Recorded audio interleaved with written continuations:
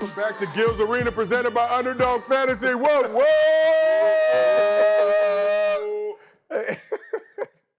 What I do now? During the whole song, he's just staring at the red light, just waiting for it. I'm waiting for it to go. And rocking out to the tunes. I'm almost bar for bar with the theme song. Okay, all right. Who's 100% real? It's Gil! Catchy, ain't it? Yeah. It really, it really cuts glass. It sticks to you. Helps me with child support. Ain't got to pay it now. Welcome back to Gilbert Arenas, everybody. We see the chat filling up. We appreciate y'all with the living legend Gilbert Arenas. What up? We got Rashad McCants back in the building. Mm-hmm. We see the shirt. Mm-hmm. We see it. Mm-hmm. We're going to talk about it later. Okay. Hey, yo. The shirts are always top-notch, luxurious. And again, show's presented by Underdog Fantasy. Underdog Fantasy has showed us love. To show your love to Underdog Fantasy, go ahead, download that app, sign up, use promo code GILSARENA. They will match your first deposit up to $100. And I'm just going to give y'all a little bit of advice. When you first use it and you start hitting them pick'ems, stay away from the 4s and the 5s. Keep it 2, 3, or less. Make your bread. Facts. If you start getting up 4s or 5s, somebody's going to betray you every game. Every game. Every single time. I'm doing it now. You know? Wait, actually, I need a re-up. Someone needs to re me up. Re-up, Two Gil. of us. I'm out. Two of us. I'm out. I need more money. Shit. And if you want to be featured in our Mostly Fan segment at the end of the show, go ahead. You're in the chat. Y'all thriving. Y'all getting your comments in. Drop some good questions in there. They got to be good. That's the key. Good questions. We will ask them at the end of the show. We had some great stuff yesterday. We appreciate y'all. We couldn't tell if it was coming from white or black people, but then we looked at the handles and we were able to assess the situation. All right, but let's get right into it. So we talked about Draymond yesterday, and that was before we got the news of his eventual fate, what his punishment was going to be. So most people felt that Draymond Green getting ejected in Game 2 of the Warriors-Kings series was sufficient enough punishment. Some even thought it was excessive. But then Adam Silver and them, they came through and they stomped down on Dre, suspending him for Game 3. Now, I'm going to say it's a safe bet. Draymond going at Kings fans with Silver in the building, calling them pussies and MFers and all that other stuff. We see it right here. Standing on chairs, flexing. Like they won a championship. I'm going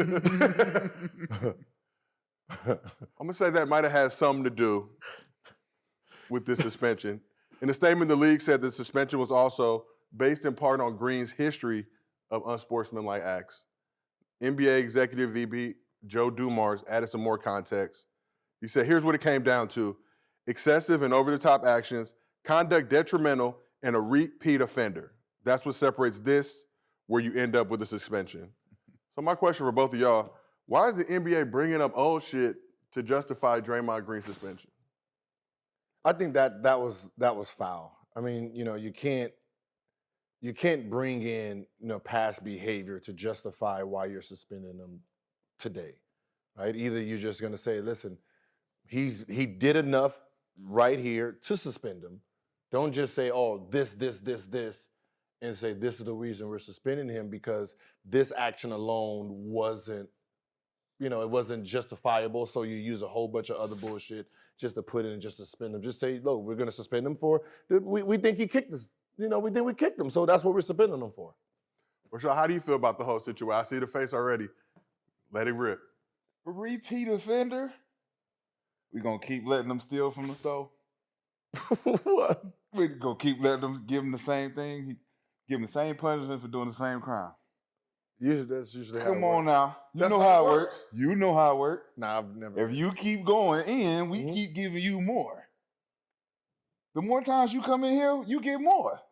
Just like in the drug program. You fail the first 10, so they give you the second one, 10 games. No, 5 games. 5 games. Third one, 25. No, third one, 5 games. Third one's 5 games. The fourth one was a year. Not for weed. Yes. No. Yes. Nobody ever got suspended a year for weed. No one got it, but that was the penalty for the fourth time. So what I'm saying is like, Draymond can't keep doing the same thing and not getting really penalized for it. Like, this is going to be the one wake-up call, I think, for the Warriors, for him to be like, yo, why I keep doing things to jeopardize the team? Wait, so you don't think getting fined basically $250,000? For something you didn't have to do? $250,000? For something you did? Listen, it's $250,000 or whatever he makes per game. But it's playoffs. The playoffs, is it different? Yeah. Yeah, it's a different. It don't impact your And game look, plan? No, I don't. Okay. It's repeat offender. Repeat offender. That's the only thing. It's like, man, you gonna keep doing this. We gotta keep seeing this and expecting this behavior from you. If that wasn't the case, I'd be with you. I'd be like, yo, it's a little excessive what y'all doing, but nah, this the dude that keeps stealing from the stove the same way. You keep taking them in and bringing them back. But you can't. I mean, Gil, he keeps stealing from the but stove. it's just like any technical. You can't just compound all the You technicals. have to. That's why they do it at the end of the year. They say you get 18 or 17, 16. What's the I max? think 16. 16 and 17, you out. We can't keep letting you do this and not have a consequence to it. He's got the consequences. He's missed the game. But listen, playoffs, that's not regular season shit. So playoffs is his own different, animal. So, this was his first technical in Yeah. playoffs. But it wasn't a technical. That was the thing. It's the flagrant. It was a flagrant 2. And me and my homie had a conversation about that. Like, it's a difference between getting a technical and getting ejected, than getting a flagrant 2. My thing is, Dumars, where's that 80 talk? Huh? Where's that fucking 80 talk? That was 80s basketball right there. You supposed to be a bad boy That's what y'all was built on. Where's You a funny this? mother- Like, what I'm saying is he's the last person to say what's behavior when your team was built on that type shit. That looked normal to me. Y'all had rules for Michael Jordan. Yes. You were gonna foul the shit out of him. If that was Michael Jordan down there and that was you, that's normal basketball. You couldn't wait to go there. You couldn't wait to look at it. Joe Dumars, your ass, you know All better. I'm You saying know is better. keep the same smoke. For real. For real. Bro, Hey, the 80s was like 40 years ago now. Things have changed. Rashad, you had some interesting things to say about suspension before the show. Perhaps you could share those with us. I mean, just the fact that, how it happened. You know what I'm saying? You can't justify doing something because something was done to you, right? You can't justify that because the rule's going to be, if you go back and look at it, if Draymond don't even do his WWE Hulk Hogan, The Rock, stomp on him, and he just let it go. Let's just say he bring his foot down and slide off of Sabonis. They're going to go back and look at it and be like, oh, he's holding you. And this is going to be a one-way thing. But for it not to be one way is because Draymond got to be Draymond. Draymond got to be Draymond, and that's excessive and a little over the top. And it's like, bro, if you got held the first game, you got held the second game, don't put your team in jeopardy by thinking you got to retaliate. That's discipline. Like, it's not showing no discipline on his part. As a vet, knowing that this is Dennis Rodman, Karl Malone type shit, we in the trenches. We need you. We can't have you doing this just to prove a point to the fans. And what advice would you give to Draymond about suspension?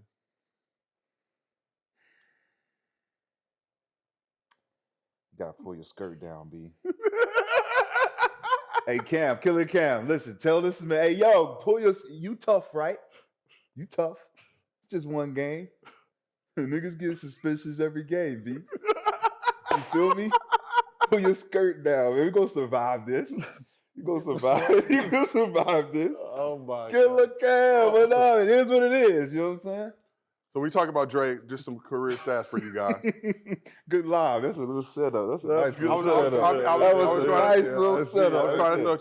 When we look at Draymond in his career, 162 career technical fouls, 17 ejections, and now 4 suspensions. Would there have been more backlash from the league if they didn't suspend him for this game? I don't know. It seemed like that one was 50-50.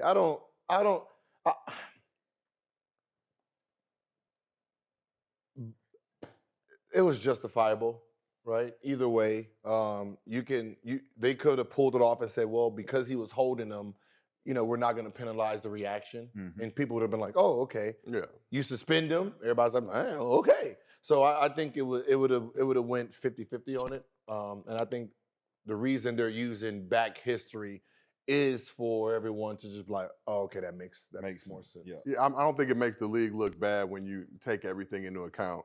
When you look at Draymond, heart and soul of this Warriors dynasty, team feeds off his emotion, but this is now the second time he's been suspended in a pivotal moment in the playoffs. Last time was Game 5 of the 2016 NBA Finals, which was the only missed playoff game in Draymond's career.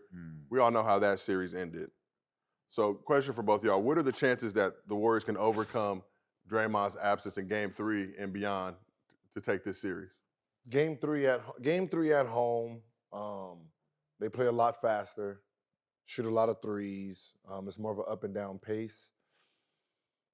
They can manage without him because they're at home. But you're still missing the heart and beat of the team that keeps everyone accountable. So if they're not just on fire making shots, it will be difficult for them to win this game. Mm-hmm. Well, I think without Draymond, they're gonna struggle big time. And the fact that Draymond is one of those dudes that thrives on giving the ball in fast breaks, half-court offense, giving goals, getting that ball in the pick and roll opportunity, weak side basketball, all of that can't be facilitated from anybody else. We had that argument, right? So that's where I feel like he put his team in the biggest predicament because now they lose the biggest piece to facilitate all the other weapons. Now, when you don't got those weapons that are clicking on, all cylinders because of him, everyone's in disarray of how they're going to get their shots, where they're going to get their shots. Got to be fast break. Now you got to play defense. That's not how they work. So it's going to be different. Don't say nothing. What happened to them three? When you were sitting right there, them three people you named, Mooney, Booty, and Duty. What happened to them three? Can't them three step up now? No, because Wiggins is back. No, they can't, huh? Wiggins is back. Huh? They can. You remember that argument you had right here, right? I said they have to step up. But can they? Yes, You said they can't. they can. Oh, so they're going to win? No, they have the opportunity to. Oh. But don't Draymond, what did I say about down. what did I say about Draymond? Though? I He was said Superman. he's special. I said you cannot replace that. Chat, y'all seeing this shit, chat? Y'all seeing them? You seeing can't. them? I go back and look at Y'all it. seeing them now, right? Hey, pull it up. Hey, you cannot replace Draymond, but the only way if you lose him, these guys got to step up. That's everything. Man down. That's what we call it. Man down. We got to step up. Somebody got to say Moody, Duty, and Booty? I don't know. Moody, Duty, and Booty. Moody, Duty, and Booty. Yes, he did. Yes, he did. Listen, I don't know role players, okay? But when you look at this, everything you guys mentioned about Draymond, the screens, some of which may be illegal, they're not called. It is what it is. But the other presence to facilitate distribution, he's basically like a point forward, point guard on the floor. It really helps initiate this Warriors offense. But let's talk about the defensive side. How much is Draymond's Game 3 suspension stretching already not so great defense? And now Kevon Looney, who's been prone to foul trouble, UCLA legend, with the twisty, shout out to him. Did you say legend? UCLA legend. We're all legends in our mind, Gil. That's okay. Looney ain't a legend, bro. Looney ain't not a legend in UCLA? Legend? Nah. Enough. Do you know what legend means, Yeah, I bro? wouldn't say legend. I use legend very Very loosely? Very liberally. Very liberally. All right, okay, cool. Twisties. It could be a simple thing. Could be a nice curl for UCLA, but prone to foul trouble, you now don't have Draymond. How stretched thin is that defense coming in this game? The margin for error is a lot slimmer now. Yeah, you have to play bigger now, which changes the dynamic of their team. You really can't go small ball. Iggy's out too, right? Yep. Yeah. I don't. Yeah. They stuck, man. I mean, you look at Sacramento and how they play. It's giving Fox everything he wants, especially with Draymond out, because that's the only thing that really was keeping him out of the lane. Mm-hmm. Out of the lane, you know what I'm saying? But now he knows he can facilitate outside of Looney, get the one-on-one, break him down. And Monk, too. Monk is one of those guys that are target. He plays target practice with defenders. He wants to get in. He knows if he can't get by a guy like Clay or Draymond, he got the driving kick. He's unselfish. I like that about him. And then it's a bonus. I mean, the fact that he didn't get suspended, having him back, it's like, what is Golden State going to do to offset that defensively? Like, His ribs hurt. Man, we good. His ribs hurt. So he's breathing I different. watched the tape about 100 times. He's breathing different, I breathe different. He's breathing different. No, to be honest, you're right.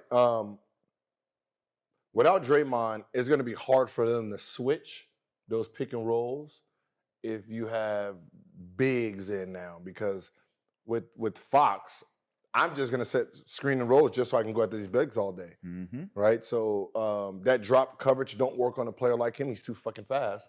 So, I mean, it's a real good sign for a player like Fox himself. I'm pretty sure he's going to go off. Yeah, For sure. And we talk about, look, and I'm not a fan I of hope the there's a free throw thing. And can I get my money, please? Like, give me my goddamn money. And I hope they put Fox free throws at about 4. No, Yeah, I hope you do some dumb shit like that. They never do that. I'm taking shit over. I'm sorry. You giving away info we could have had privately. You know they I'm watching. sorry. I just You know thought Underdog looking. It registered in the Cabeza. They sponsor the show. Like Underdog, I'm gonna be real with y'all. Y'all sponsor the show, but you're the enemy when it's time to go get these bags. All right, you know I rock with y'all, but I do not when it's time to do these pickups. I'm trying to get every goddamn I'm trying to bankrupt dollar. y'all. We're trying to bankrupt y'all. Because y'all ain't being nice to me, man. Y'all ain't being nice to, y'all ain't being nice to me at all. I'm broke. But you, I'm broke. But you mentioned Sabonis. So after the game, and when we just talk about that stomp, and you look at it, it didn't look like it was a full force stomp. It was a little extras on it. But he kind of used the other leg to get him up. It wasn't like he put his total body weight into that stomp. After the game, Sabonis got the X-ray, came back negative. Everybody thought it was just some bullshit. They were just trying to escalate the pettiness. So Dre one-upped him. He got an X-ray on his right ankle. Oh, shit. You know, he never wanted to be one-up. So is that just escalating the pettiness, or was he trying to get out of that suspension? This just seems. I guess he was trying to get out of the suspension. This is like what people do in the real world, right? You know, just try to take all these extra little things so they can try to sue. Like, oh, my rib hurt, I got an X-ray. Like, come on, man, he didn't really hit you, God damn it. My neck and my back. My neck and my back. You know, so that looked like the play where he's trying to outsmart the commissioner. Like his ankle hurt and he damn near twisted it off. And I get it. Yeah, man. It didn't work. It makes sense. That's what Warriors fans were bitching about, though. Like, oh, he could have hurt his ankle. Like, did he? We don't know. We'll see what the X-rays. I like what Sabonis said at the end of the game, though. When they interviewed him, he's just like, man, we just playing, you know, we're battling. He kind of just dismissed the whole thing. Like, look, I did what I did. He did what he did. You know, it's unfortunate he got kicked out, but, you know, we won. Fuck him. See, now, if I'm Joe Dumars, that's what I'm listening to. Right, I'm listening to what the player has to say. If the player is dismissing this and this is the part of the game in his mind because he plays dirty himself, then it's all fair, right? But if he's sitting there like, oh man, I think that was a dirty play, then you make the decision. But if he thinks it's like, because he's the one that's feeling it. We're watching it, but he's feeling it. So if he's like, I'm not worrying about that, let's just keep it moving, then let's just keep it moving. But when you're playing against somebody dirty, right, and you ain't a dirty player, right, you're going to get dirty. Both are dirty players. Yeah. So you know they gotta both get dirty, right? Yeah. Just because they're both dirty. But if there was one that wasn't, you gotta get dirty to be dirty, right? So it's like, if he gonna pull my leg, I'm gonna pull his shorts, I'm gonna untie his, I'm gonna do something back, right? Or I'm the punk, right? So I like that Sabonis just was going with the shits. You know what I'm saying? You done elbowed me, you done hit me in my jaw. Fuck that. I'm gonna grab your leg. What's up? Draymond like, well, bitch you. And it feels like Mike Brown probably got in Sabonis' ear like, look, Dre, you know. I told you. He's wired differently. Go ahead and fuck with him a little bit. Fuck with him. Feel like you were saying the other day about an AU when you step on the kid's shoes, Step scuff their new shoes. I remember one of my dirtiest plays. I used to like, back then when you're picking a guard up full court, you know, the big man usually set that screen, the backcourt screen, fuck you up, right? So I'm playing against Philly, and Dallenberg kept setting that pick. Oh my so I just got pissed off, Dallenberg. right? He hit me, and he's trying to run, and I just clip him. Boom, right? Tumbles, yeah. Hit him the motherfucker, yeah, right? And we did a chin cut. Right? So pass it, guard to guard, and then I brush screen him to get the big open. Right? Brendan open. So I pass it, run down the lane fast as hell. I was trying to give him just one of those little elbows in the rib. He got me first. Oh, shit.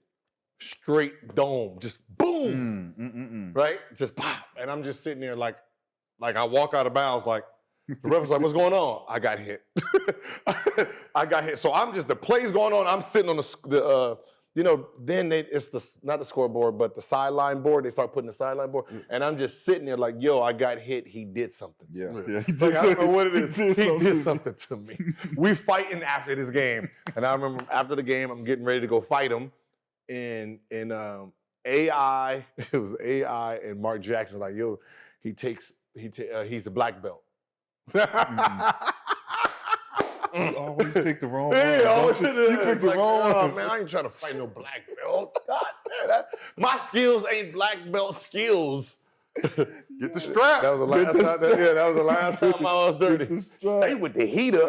I wasn't with the heater then. But coming up as a big, when we set the screens, we're always taught to protect our jump because y'all are known for coming through with the little beep, you know what I mean? And that's just a part of the game. The thing about dirty play, you got to do it discreetly. Dirty play is a part of basketball, but when it's so visual, with the commissioner sitting in 6th, 7th row, he already don't want to be in Sacramento that long. He already pissed off, I got to be in Sac like this. These damn cowbells everywhere. Where do you think he lives? Because he's pale. Man, Alaska. Inside an igloo? I don't know. Like, he's really pale. Like, Nebraska. Okay. I'm just sitting there like, hey, come on, where's the sun at in your He's a You corn said the Minority Report chamber. Damn, y'all. Damn. That didn't come from me. Adam Silver. Stop vetoing my media request. All right. I'm just telling you what's getting fed in my ear, Chief. All right, but let's talk about Draymond a little bit, then we'll put a pin in this thing. So Draymond will likely opt out of the final year of his contract, become a free agent. So start with you, Gil.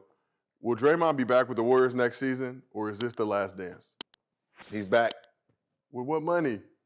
Who money getting? Invest. I can invest in the team now. Y'all are slipping. Y'all are not paying. We haven't seen the criteria for doing matter. It's in the I'm NBA. going to do it first and set the bar before the NBA changes it. See, this is the year. It's Wild Wild West. Yeah. So because it's the Wild Wild West, I can offset everything and say, hey, I'm gonna take my $200 million. But I'm gonna take $1 million a year for the 4 years, and then you take the $196 million and throw it into the team.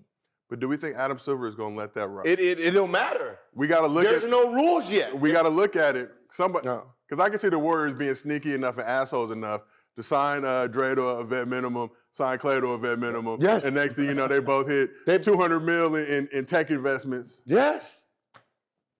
Why you think they opened it up? Inside, outside. Why you think they opened it up? Because the players, inside, outside. Throw it in, throw it out. the contracts are so big now that these teams aren't making money. So if the teams aren't making money, let's just say, all right, player, you can invest into this team, and I don't really have to pay you. Big time. That's Right? big It's like time. fucking Bitcoin. That's big time. It's not real money, but it's As Kuz pointed out. because at the end of the day, how long do you get to keep the motherfucking money? You don't know. That's what I'm saying. So it's Bitcoin style. So They'd be dumb not to do it. Well, somebody's going. If he's bringing it up for the first time, you tripping because you giving them the blueprint. I'd rather, because there's no rule, I'd rather give everybody the blueprint at this point in time. Give it to Rob Pelinka You know what I'm first saying? and let it Well, trickle down. if he's right about it, it's gonna kill it. I can tell you one team that is gonna take advantage of it, and it's the Lakers. We'll see. The Lakers. LeBron, AD, y'all next contract is up. What's happening? Dame, Invest. you said you good? Here, I got your contract over here. Let's throw it. One veteran minimum. Like there's no rules yet. So I can sit there and have a fucking salary cap of $20 million for the year, and I have every superstar in the NBA because I'm the Lakers. So my franchise is gonna always go up. I feel like Steve Ballmer would probably be more inclined because he got that big bread and he's not really tripping and he wants to win. Ooh, He got that. Steve Ballmer versus Jeannie Buss in a game of Big Bank. Oh, it's versus Lil Bank. yeah, Oh. it's already. But Them pockets it's is already good. no, true. But franchise wealth, the Lakers is gonna always be in front of the club. 100% valuation. For that value, and I don't disagree with that. But now when you take the owner's bread and stack it on top of that team value, I want to say it's like 3 or 4 to 1. Well, technically, if you're investing in it, brother, if you're investing in the team, the owner's bread does not even matter. But my point is, Steve Ballmer don't give a shit. But what I'm saying is, no, he don't give a shit, but he has a salary cap. So your by the rules. your billions doesn't have nothing to do with me. I don't actually have to pay nothing but a couple million, and all your money is tied up in the team aspect. So I'm just being real. I just started watching Succession, so I already know they're gonna Caucasians You know move about different. it, They move yeah. 4%. They do it different. They do it different. We're gonna get Dame too. Fuck it. We got Dame PG. Yeah, I Quark. got Buy Dame. him I'm just out. saying, Buy him out. we whatever. Who else we need? Luxury but, tax. but Rashad, you think this is the Warriors' last dance with Draymond, or they're gonna figure out a way to bring him back? They got to bring him back. He gonna take less. He can't go with no other team. This is his legacy. Picture him going to another team, messing up his stats, messing up everything that he's built. They're What going if to give him a statue if he stays and he doesn't beat. I don't think we consider him a Hall of Famer if he leaves. But what now? Just to play devil's Wait, advocate. what? I'm saying if he leaves, his legacy as far as being a Hall of Famer connected to that team is going to be in question.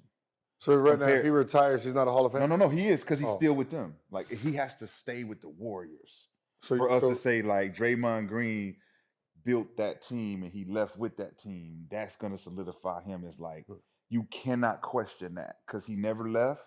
He won 4 titles. Even if he don't win nothing else from this point forward, you gotta pay respect to what he's built, right? But if he leaves that, it's questioning it. Just kind of like, why would you leave that?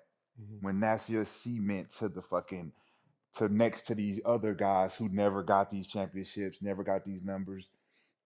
It's a good position for him, I think. I think him and Clay both stay, take less, end the fucking career with the Warriors. Don't take less. I know Don't what you listen. mean. I know what you all know. Don't take no less. But I'm just saying, as far as legacy is concerned, like I know y'all want the big bag and get the max shit, but as far as the storybook ending, like it would make sense for them to stay and ride it out and retire. Well, here's the thing: we haven't seen Draymond in another situation, and I feel like a lot of people they use the knock that he's only got those accolades because he's with that Warrior squad. So if you Dre and you're that petty, the only way you can really opt out and tell the Warriors "fuck you" is if you go to a better team, like you get to the Suns or something. You finesse your way. That works, but listen, Tim Duncan played Ginobili, For sure. Parker, whole career was in San Antonio, and we all said, "Hey, what would y'all look like after, out of the system?" Yeah. Don't be stupid. Stay where you look good. That's all I'm saying. Stay where you look good. But the only thing you either got to upgrade. You can't go somewhere boo-boo now for a big bag. And now, No, but it does enhance him if he does go somewhere like the Lakers or Miami or Philly and he wins. yeah, for sure. That's now. you gotta set that's now yourself up. saying like Draymond is a tremendous asset wherever he goes. You can't like go to Orlando. Is what I'm saying. You can't go there. You can't go to some squad like shit. I could even say like OKC for me, just depending on where they're at. May not be the worst. I wouldn't live in Oklahoma City personally. So hold on. Let Look at- me get you two motherfuckers right here. So another team is giving me, let's say, 250, right? And Warriors giving me 125. 250 is coming from Orlando. You say you ain't taking it? Me personally, I like the bag. Okay, all right. You I'm ain't just taking saying. it? I already got four fucking championships. All right, I already got 4. Bring me Give my the money. 250. Do I need it? Yes, I'm gonna take it. I'm trying to be a billionaire. If I'm trying to be a billionaire, I'm trying to be a billionaire. But if I'm not trying to be a billionaire, No, because I'm gonna tell you what's gonna happen, right? The 125 versus the 250. When you retire and you're sitting there chilling, you're gonna be thinking that, damn, I left $125 million on the table. So That's all that happens when you retire. You start thinking about all of whole visual. You yeah, just fuck up my whole take visual. that 220, 250 and be at Disney World all goddamn weekend. So I'm gonna give y'all a parallel, but I'm gonna preface it with this feels like a Tom Brady situation. I'm not calling Draymond Tom Brady, but a guy who's done something in one system, performed really well that people have had doubts about. He now goes to Tampa Bay, can still win a ring over there. So is this a chance for Draymond if he leaves the Warriors to be like, look, y'all didn't value me. Y'all gave Jordan Poole this bread. I had to give him the one piece. I can go win a chip. I can go win a chip somewhere else. I didn't. That's why. But I prefaced it, Gil. I'm not saying Tom Brady and Draymond are the same human being. I get it. Just stop. You're triggering. Go trigger him. I'm just saying stop. Edible. No. Just let that go. All right. What's the next subject? All right. I'm just saying because Trigger alert. what I'm just saying is because it's not like he's Steph Curry or the main player, But to make that For sure. impact. He's a role player that's making the other players better. So you're trying to use Tom Brady, it's just and he's of the that main, but just he's that the main player. But just of that situation. That was dumb. You won a bunch of championships here. Mm-hmm. Can you go somewhere else and have the same As impact? but You are not Tom Brady. No, I get You the are not reference. Tom Brady. I get the reference. Name me a third player that did that. All right, so we got Gronk, right? He's the second player. So are you Who's Gronk? the Are you third? the Gronk? Who's the third? No, third. Third. Who's third? Who else won one? Edelman? Nope, he didn't leave, right? Yeah, he got old. And Did he? No, he didn't leave. I'm trying to think. Yeah, see?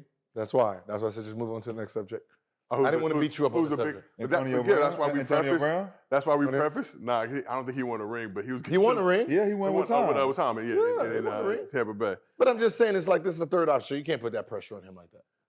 You can't do that to him. He's a Hall of Famer, though, correct? Yes, but he's Okay. not the main Hall of Famer. I guess that But my point is That he's not the main. that Like, goes back to my point like with Steph- that goes like back to my Steph- point with but Superman. Steph is Brady. But he could be the Gronk- third option somewhere. To your Gronk point, Gronk is Clay. Who's that third one? that's fair. Okay. But I'm saying he could be the third option somewhere and still accomplish Yeah. the levels that Third he's done. option. You know, Brady was just the entry point, not comparing them. Obviously, I know it's blasphemous. Yeah. Chat, please don't pack me up. I'm It's pretty sure Wednesday. they're packing you out. It's fine. Because guess what? The direct deposit is still coming this Friday at 9 p.m. Pacific, 12 Eastern. You know when your checks get deposited? Good. Refresh all day. I don't even know where my check goes, to be honest. Good. I'll just be honest. That ain't fair. That I'm ain't not- fair. I'm not I didn't mean to- That That's ain't not a fair. flex. It's just I never It's a really flex. thought I'm it not was- at your back Definitely a level. fucking I flex, didn't- Jill. That's I a didn't- fucking I'm not at your flex, back. bro. I have bills to pay. It's Shit, through the man. feet. We I- look at that shit. We refresh. Let's keep this thing moving. Refresh.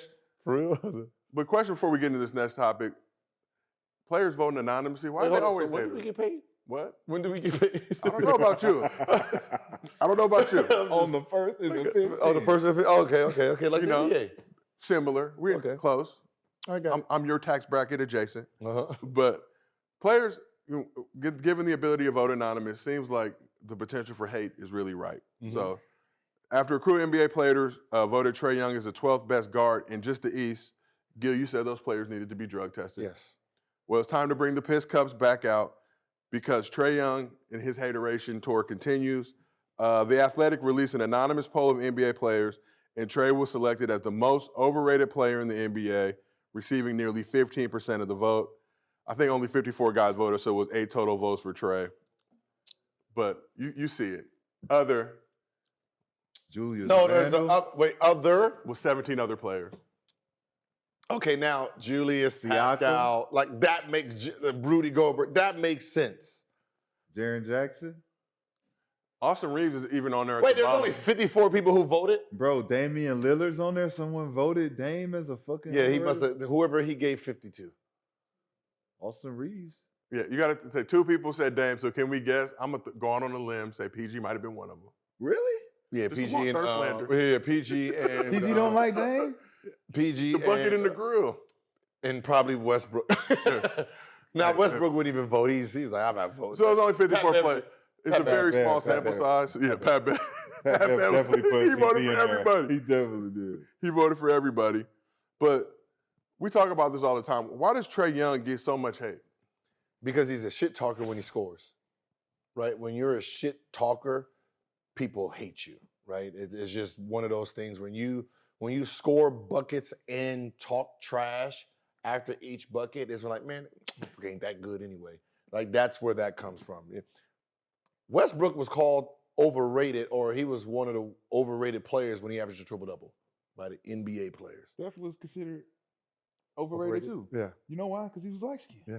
It's a light You skin. think? I mean, It's first. It I starts wasn't with the gonna light say- skin. I wasn't gonna say. I'm glad It you did. starts with it, Mhm. right? Because it's like you soft and you fragile and you always finicky with your fucking fouling and Mhm. shit. Then we start to see you got game, and it's like, you really hate this little light skin motherfucker. Like, you really out there scorching. So you compare Trae to Steph, and you're like, these two motherfuckers kind of play alike, right? So shooting from that deep and being able to hit the floater, get fouled, shoot that bitch 90% from the free throw line, they gonna hate you, right? That ain't overrated. That's just niggas just don't know how to stop your ass. Niggas is just mad. So, I mean, that's what the list really is. It's just that. It should be like who's the biggest hater poll and let them No, vote you're just that. anonymously. You're that dude. Like you're the most overrated for averaging. What do you average? 26. 26 and 10. Yes. Let me pull it up. You gotta be a hater to be on that type of time. You're 26 and 10, and you are overrated. Like, where is the love? Right? Where's the love? It's not like he's getting all this shine. It's just that for the stuff he talks probably on the court is, you know, just players talking about, man, you ain't even like that. What did you think about Kevin Martin from SAC? I liked him. I like Kevin, right? People thought he was overrated, but he averaged like 23. But did he talk? He didn't talk. Yeah, No, he didn't say nothing, but he had the same air that Trae has. Mm-hmm. Whereas that, Yeah. I know you're going to fire me. I know I'm going to do this, right?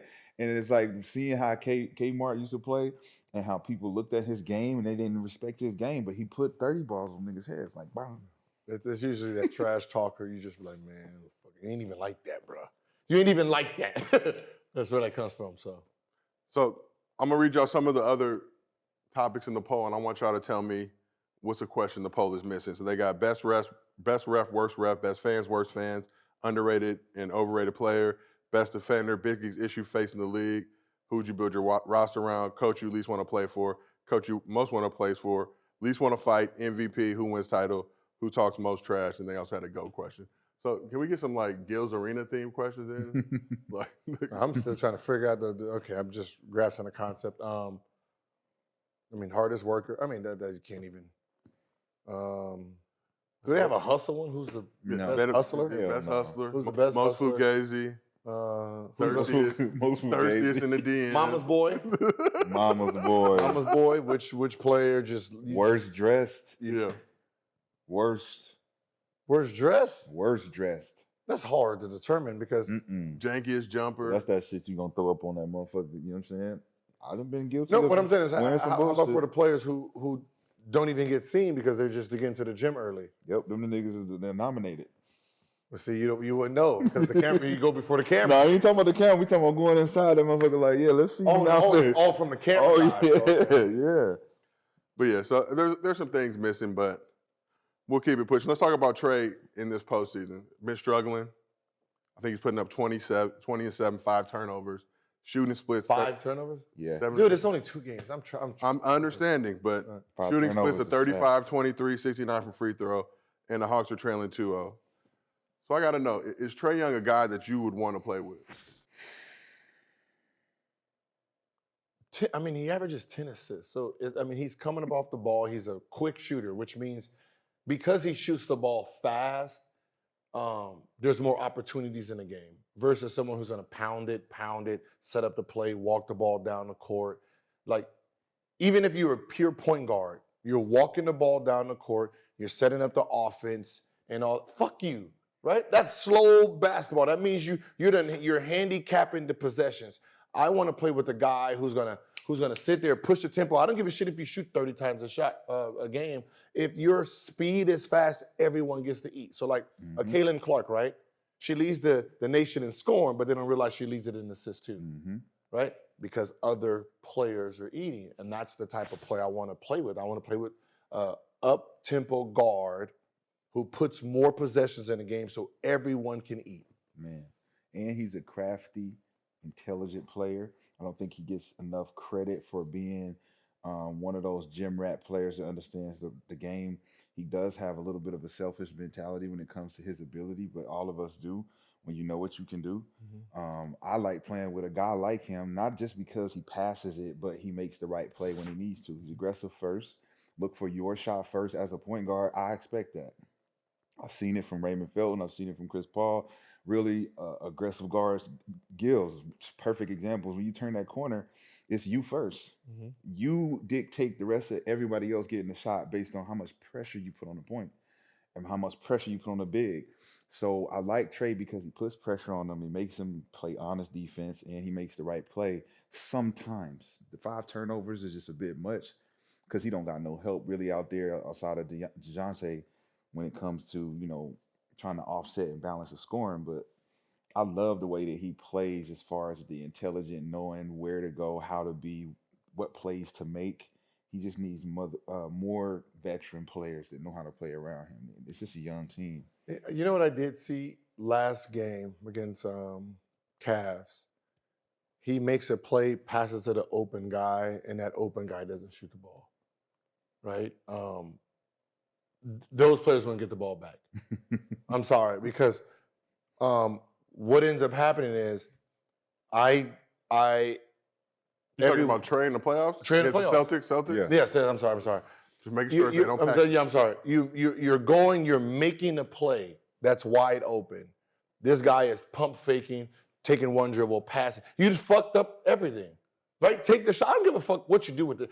Take the shot. You keep your defense honest. If he knows that he can stop me and still get back to your shot, I'm done. If you shoot the shot, you make it. Next time I drive, he won't be there. Man. Right? And there's shots in the game where you have to take the shot. Stop looking for a better shot. That was the best shot. Yep. And when you're talking about a player like Trae Young, he's relying on these players to make shots and take shots. Yep. You still need to take the shots. It's a wide open. There's nothing going to get better than your guy trying to take a charge at me. I pass it to the corner and you're wide open. That's the best shot, right? If you hit the side of the backboard, I'm going to be bad. I'm going to be laughing. I want you subbed out of the game. But you took the shot. You took the shot, though. And I think that's what happens sometimes in the games where these guys, the role players, they're not taking the shots that they're supposed to take. If it's an open shot and you've taken that shot in practice, shoot it. Shoot it because it helps the guy. It helps the best player. But Gil, it's a comparison of a good team and a bad team. You really look at it, right? Trae Young compared to Jason Tatum, making the same plays to different players. We're gonna take them shots because we know what kind of caliber team we are. We got to be a championship type team. Take championship type shots in championship type moments. Draw, kick, boom, shoot that. There ain't even no question because when you come back to the bench, everyone's looking at you like, "What are you doing? Why you ain't shoot that?" I know the one person that's not looking. On a bad team, though, what is Every they doing? episode. The bad team, they looking at you like you were. I mean, last time you shot at niggas was complaining. Hey, shit, why you ain't? I was swinging too. So now Trae is sitting there like, why am I even passing the ball, motherfucker? Exactly. Man, what am I doing? I could have shot that. And that's something I want to hit both of y'all on because I'm be doing these underdog pick'ems. I'm doing a lot of assists because I like Dre, I like Westbrook, but nothing frustrates me more than they make that good pass. Dude either doesn't shoot it good, like you say, or tricks off a wide open shot. So how frustrating and bothersome is to you guys as players when you got a guy and it gets to that point where shit, I can't even pass to you, dog, because you're gonna trick this assist off for me. Yeah, look, I never really worried about the assist total because the style that the offense that I was in was Princeton offense, so it's a team assist. My thing was always this: that if you're open, please shoot the ball. Right? If someone doubles me and I pass you the ball, and then you don't shoot the shot, it's like, why are you out here? You're trying to pass me back the ball so your man can come. If I pass you the ball, you hit the three. He's not coming next time. Now I get to take him off the dribble. For sure. But if you're not doing your job, of course your man's gonna keep leaving. And now I'm coming at you sideways because you're a whole fucking NBA player and your man leaving you. Like, why are you even in this league if your man's leaving you to come guard me? Come on, man. That's the shit I be thinking of. That's the shit I think about when I'm playing. Like, you're an NBA player and your man is not even guarding you. You should be ashamed of yourself. What are you getting paid for? If he can leave you to come get me. That's real talk. So we talk about Trae. The mic. 10 million, person just left you. We talk about Trae. We got to also point out 7th highest usage rate in the NBA this season. Super Bowl dominant. So when you got a guard that's Super Bowl dominant, and Gil, you were Super Bowl dominant. That's the cap. Stop lying. It was Princeton offense. I was in a Princeton offense. But did you not dominate the ball? No. Never? I was a Princeton offense. So it's pass, cut, slice, back, boom. But there was no 1-4 flats in the mix too? That's the end of the quarter. End of the quarter, end of the game. That's what I'm saying. No, hey, to think about it, he never really did. I- The offense was geared around him. It was bucket getting time. But he got a lot of his shit off handoffs and Back screens. Charles Barkley tried to say I was a pounder. And I said, when we get past half court, you couldn't catch me pounding the ball 10 times. Nope. That's real shit. I'm just, I mean, you had a 27.7 usage rate in his career. Trae this year is 32.4, so I take it back. But how much does that take away? What's that again? 27.7, and they see they just took it out. Yeah, So I had to remember it in my head. Now it's back. Trae is 32.4. But when you have a Super Bowl dominant guard like Trae, how much does that take away from other guys in the offense? It doesn't. That's what I'm saying. It doesn't because the style of play. It's the style of play versus the person themselves, right? You know, if you're talking about a team that he's walking the ball up the court, they're taking about 80 shots a game, scoring about 102 versus, you know, someone scoring 120. I'd rather play with a guy who's scoring that's scoring 120, no matter who. If it's him, if it's Steph, if it's KD. I want to play with those guys no matter how much they average because option 2. Think about Golden State Warriors, right? Kevin Durant averaging 27. Curry's averaging 26. Third was averaging 21. Third, 21. That's a max contract. Absolutely. You're the third option asking for max versus a third option somewhere else averaging 12. Like, I want to be in that type of offense where everyone's numbers is so inflated that you get to really argue about your money. But you got to go to the coaching too. Like you said, style of play, right? The usage rate and how much you pound that bitch and have to have the ball in your hand. You go back to like Utah Jazz, right? You would think Darren Williams was a pounder, right? Because they got to run the pick and roll and da-da-da-da-da. But then you look at CP. He was pounded. Usage rate crazy, but like Trae Young has to, right? Because where's their offense going to come? And the coach is not formulating an offense that's getting everybody involved without him having to have the ball. It's all opportunities and situations that really kind of dictate what a player becomes in our league. And it's unfortunate because like Trae doesn't ask for this opportunity. He goes into it. And he had to build and formulate his skill set around the coaching style and whatever the system is. Then he gets criticized for adapting to that. Now I've figured out how to be in here and get my points off and be a good player, not the maximum. He probably don't even think he's maximizing. He's like, man, I'm just playing a role. And I'm getting 26 and 10 playing a role. Shit, let me really do what I need to do. I could average 15 assists. I think he that unselfish when he got a guy like Capella. Imagine if he had a Mark Stoudemire. You know what I'm saying? Imagine if give him a real player, right? Give him a real player. Give him a real player that you could throw him the ball to and or just put it down and get something every time you give it to him. Or you got a wing guy like Stojakovic or Joe Johnson or Richardson. Come on, man. These knockdown shooters. That's bucket. Trae Young got that with this and that. Come on, man. We talking about some different shit. Niggas is just haters. That's what everything goes back. Niggas is just haters. You know, the real question is with his skill set, if you trade him and Steph, how good would Trae Young be? I don't think he would. Listen, he's not going to be Steph. Yeah. He's not going to be. It's important that you prep, just like you packed me up for the Brady Draymond thing. It's important you got to not- preface that. he's Because they hear that, Gil, and they're already No, trying to what I'm clip it. Wrap it up. Yeah. No. He gonna package it now. He gonna package We it. have to really think about it. He's not going to be Steph, what Steph is. He's going to be different, but he's going to be a different because he does average 10 assists. Yep. So he does have that ability to sit here and do this. Now you have other players that's just as smart as him.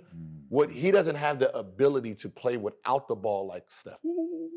So that's where Steph gets him in that element. But he has something Steph don't have either, right? So they have two different skill sets. Yeah. So I just want to know if he was in that situation, what would he be? Do you add 10 more points to that?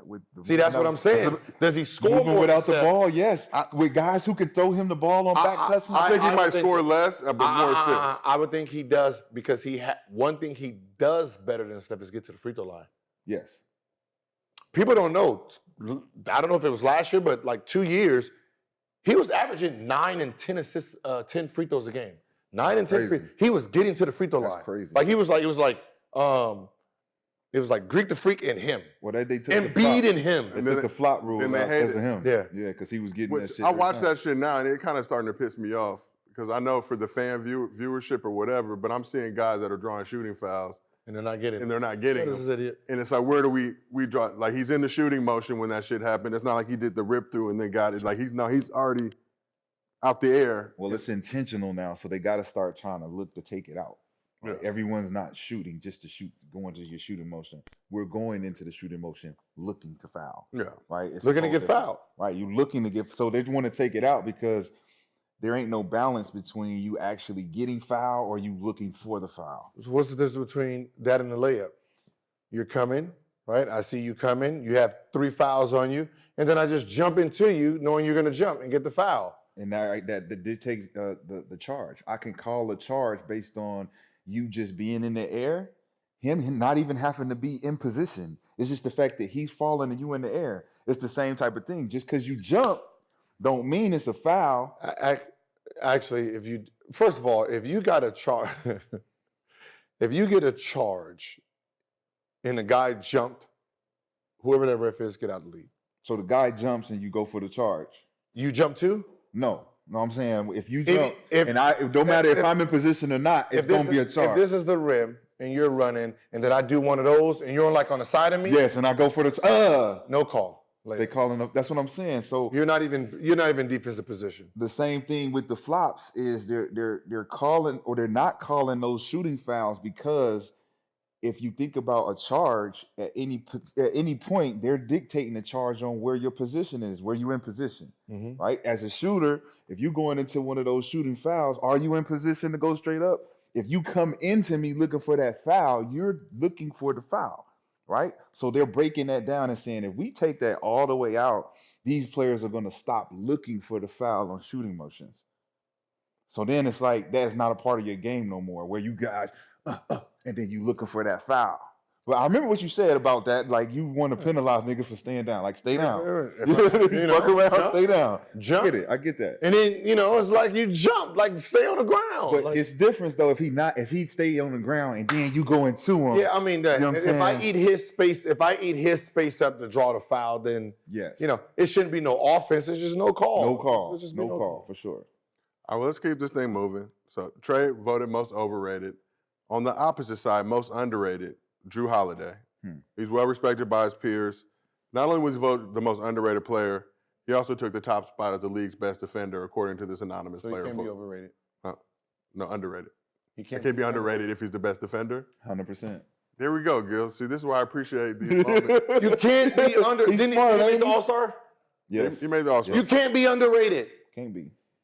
But There's no but. I'm asking you a What question. is that saying rated- about the players then? What is that saying about the players? What they talk? Are they just doing this based on merit and who they like? Is this a friendship It's always poll? who we like. Friendship poll. No, what I'm saying is you can't get the accolades and then be called underrated, right? Underrated means you're putting in the work and you're not being rewarded for the work you're putting in. For sure. That's what underrated means. Where you're out there averaging and stopping people and no one's recognizing it. You're the best defensive player. You're all-star. You're about to make all second team, all third. How the fuck are you underrated? No way. Now, let's say Donovan Mitchell. Mitchell doesn't make no team. He's overrated. I mean underrated. Yeah. That's what underrated would be. That he did all that work, got them to where he is, and he didn't get the recognition for it. So I got a question for y'all. Who's the dude y'all played with or against that was respected by the players more than the media? Jamal Crawford. You rock with Jamal. I know you had the internet going crazy when you said Jamal could beat Ginobili in a one-on-one. But people, as usual, what do you mean? And then there's like, They look at championships and they look at teams. Like a player like him and Lou Will, right? If they were starters with those numbers, they're all stars. But they're coming off their bench, they're 6 men. So, I don't think that they got their real value for who they were as players because of a title of a 6-man. You Right. take those guys and, Lou Williams averaging 21 and he got these suck-ass Clippers to the playoffs, right? He's getting paid, $5 to $8 million a year. If he even got that. Right. Versus someone who's averaging 21, making $30 million a year. yeah. Right? And so players like that, that's what is considered underrated. I would say a guy like Al Jefferson for me. Big Al. Boy, I seen Big Al put up some big fucking numbers against some big big time all-stars, all NBA guys. You know what I'm saying? Like night in, night out. Mhm. And he didn't even get considered like NBA anything. No all-star, no honorable mention. It was like 20, 25, 26. 25 and 10, 25 and 11? 13. Oh, no, he was having a Yeah, he was high getting ass big. double Yeah, he double. was getting big rebounds then. And this was throughout the season. It was a big monumental season. I seen that. And everybody looked at Big Al like he was just unorthodox, raw. He was just, one of those Alabama, Mississippi, big cornbread country, but he had game. All right. All right. That's what, all right, Al. all right, Al. And Devin Booker's underrated. Yeah. Devin Booker's underrated. He's Definitely. better. He's better than that he gets credit for, right? DeMar's still underrated. I mean, for most of his career, like Dame. I wouldn't say Dame underrated. I think he's underappreciated. Okay, he can argue that he's damn near first team all year. Yes. I don't even think he has one. I don't even think he has one. Right, there's years where he played his ass off and didn't even make All-Star game. Right, so when you're talking about underrated, it's usually someone that's sitting in the city that nobody pays attention to, right? He gets his, he gets them quiet buckets. It's usually the quiet guys who are considered underrated, just very quiet. I think I would Jaylen Brown and Jason Tatum are underrated to me. Jaylen Brown more. And just because of what you just said about if you are all-star, all that, you can't be underrated. I just still think both of them don't get appreciated enough for their skill set, what they do, how far they've come, right? And I think just now Jason Tatum's starting to get that credibility that, everybody's like, yo, this nigga's really that guy. But Jaylen Brown, the fact that he has to play Pippen. Yeah, he don't get the credit. Yeah, he's definitely that guy. I like him a lot. For sure. So let's talk about the other part of that. Jrue Holiday got voted best defender by this small sample size of his peers. Jaren Jackson Jr. finished 8th in that poll. Ended up being Defensive Player of the Year this year. So who's right about Jaren Jackson Jr.? The players or the media? That's tricky because it's which players voted. That's my whole. Even going into like, is it just all haters? Did they just round up all the haters? No. It all. What I'm saying is, if 90% of those voters are guards, then just Jrue Holiday's peers. If it's 3s and 4s, then it's Jared's peers. So so it all depends on who's making that vote, right? So if I'm playing against them, I don't know. I'm not voting with Jaren because he doesn't have no impact on me, right? Jrue Holiday is the guy who's going to guard me, and that's who I'm thinking about as a defender. I'm thinking about the guy who's guarding me day in and day out. So it's about 100 people voted in it. Like I would never vote Shaq as a defender or Matumbo and those type of guys because I see you guys when I come in there. I'm voting the guard who's trying to stop me. I think it's more based on media statistics compared to our knowledge of who the defenders are in the league, right? There are certain defenders that was in the league when I was playing that didn't get considered at all, defensive player of nothing, but they were the best defenders, right? So you look at Jaren Jackson, you look statistically at what he's done, you got to consider him, right? Let's just say consider him 1, 2. And then you look at Jrue Holiday statistically, what are your statistics going to come from? It's going to come from a lot of analytics, deflection, steals, all the different things, but not hustle, the metrics of understanding how to anchor a defense. That's what Jrue brings to the table that players understand and why he could be considered that because he's a guard doing that for that team. What KG did for Boston, that's what Jrue's doing for them. What Marcus Smart does for Boston, that's what he's doing for them. And so analytically for the other side, you like, all right, they're picking Jaren Jackson because the blocks, the rebounds, what he does as a presence for the team and how he can change shots, right? So that's always going to be the metric that's going to be different from us and them. You know what I'm saying? We respect what we do on the floor. They respect the statistics, and that's going to give the edge every time. Yeah, I've always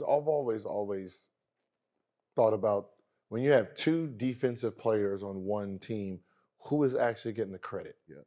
Right? It just doesn't make sense. Like when Shaq and Kobe, right? Who is actually getting the credit? You can't give both, right? So if Kobe is stopping me, right, and Shaq gets the block, who's the defensive player? Or if I blow past Kobe and Shaq gets the block, does Kobe get the credit for me not scoring?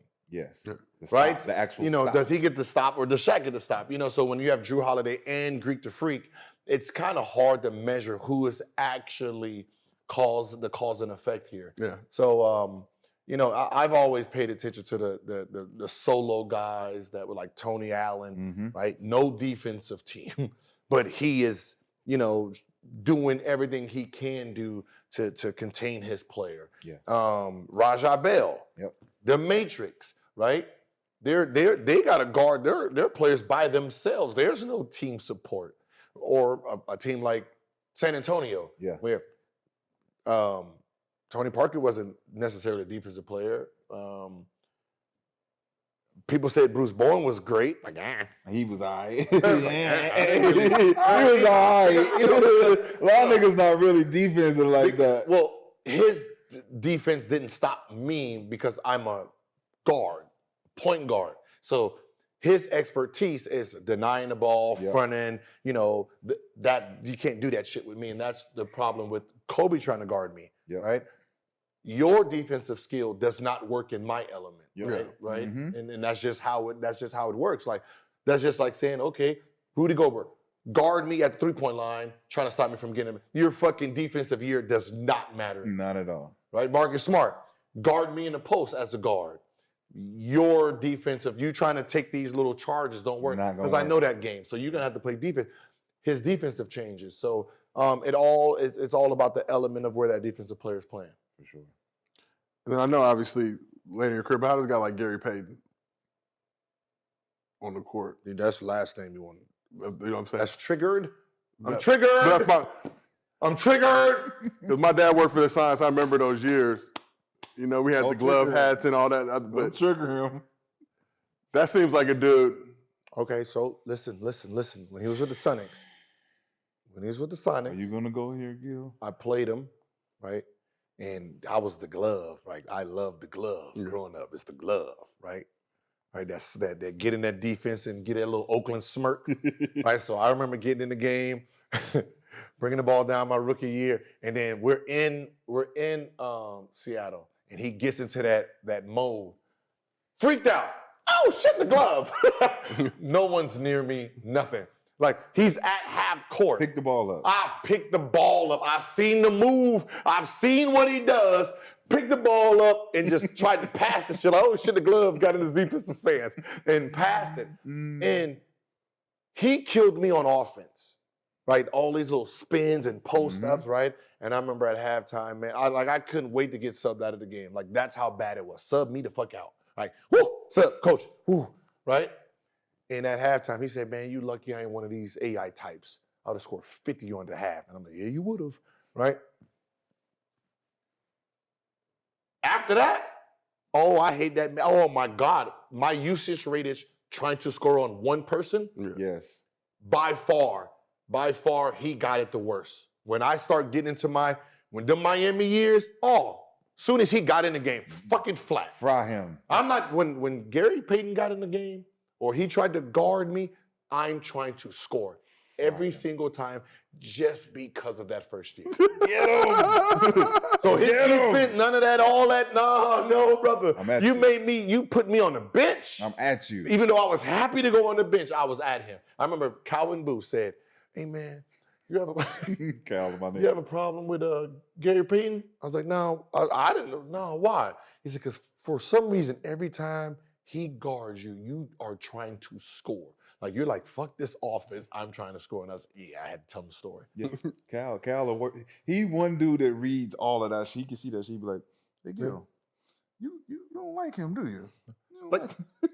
I didn't value defensive teams.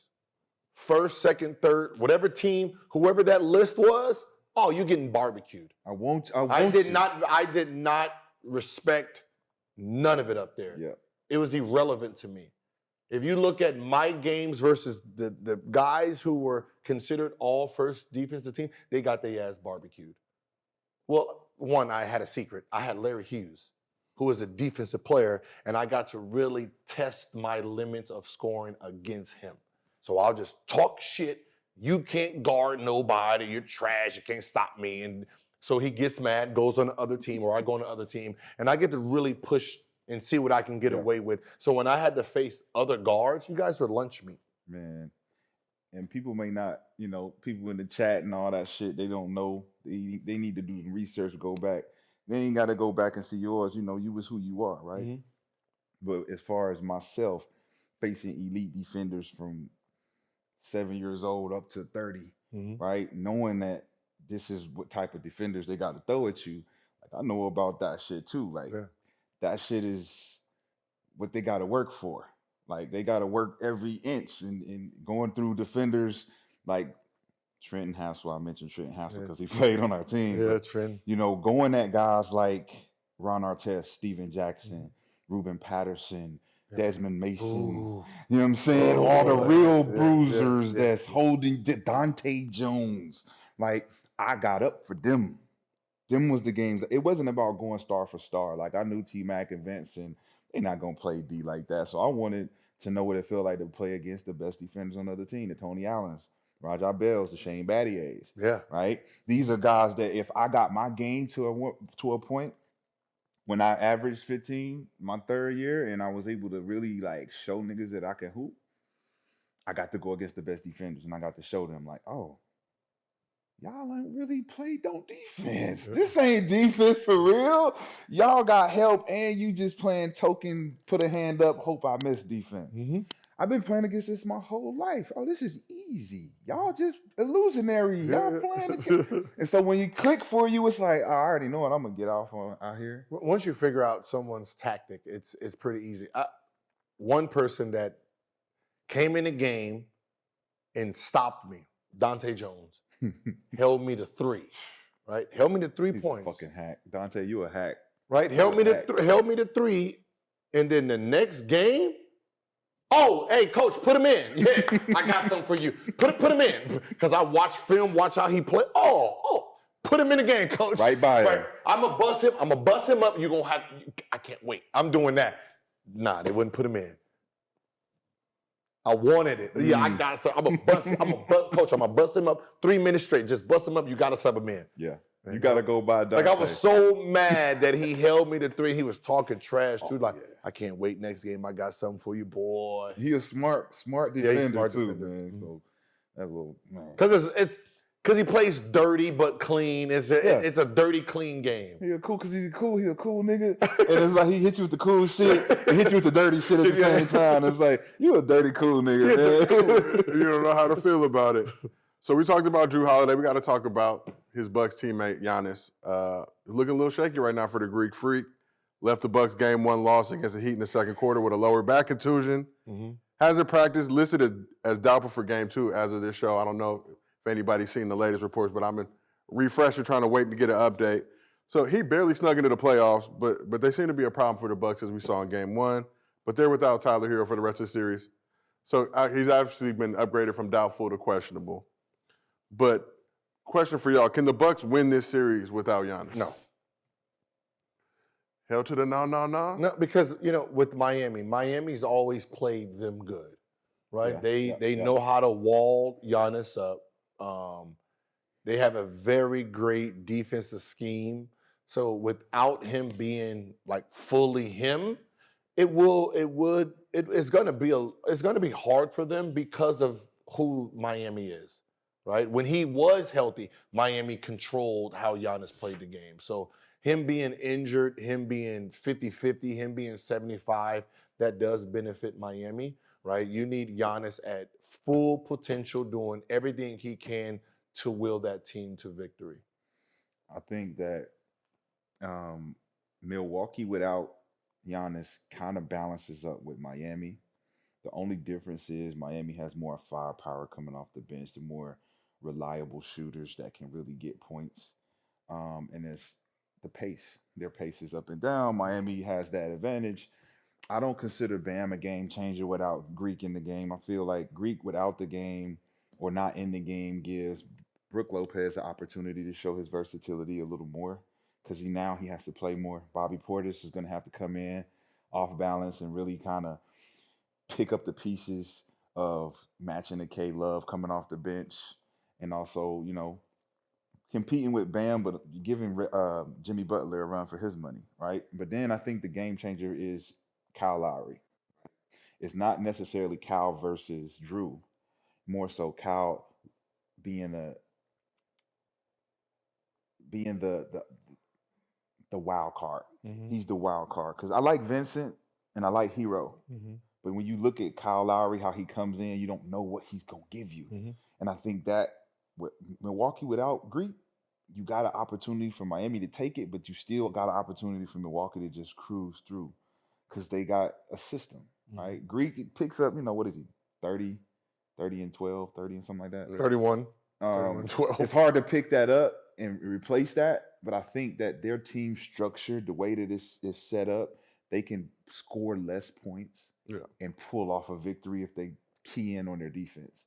I don't think Miami got enough wild cards outside of Kyle Lowry. Yeah, Hero's out, so that's a huge loss. And obviously not on the level of a Giannis, but just you guys knowing Giannis, he seems like one of those LeBron type guys who has that superhuman strength and ability, where you can see a wild freak injury and be like, "Oh, this dude's gonna miss significant time," and he's right back out there.